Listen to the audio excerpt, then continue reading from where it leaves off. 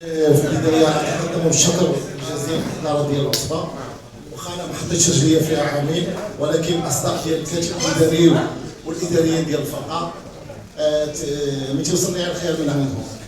انا بغيت نهضر على نقاط تقنيه، جوج نقاط.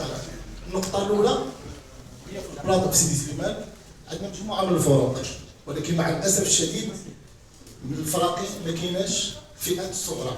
العام اللي فات حنا كفريق جمعيه الصفحه درنا جميع الفئات، درنا الشباب، درنا القاضي والمعلم، ولكن مع الاسف الشديد عملنا مقابلات يمكن شي 5 ولا توقفنا، وتبرمجت بعض المقابلات.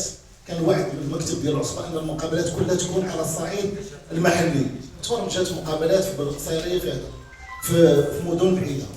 انا اللي تنطلب هو من سيد الرئيس اتصال برؤساء ديال الفرق انها دار فروق ديال الفئات الصغرى، ودار بلاطوات على صعيد سيدي سليمان، على صعيد دابا المشكله تدار البرمجه تدار كلها.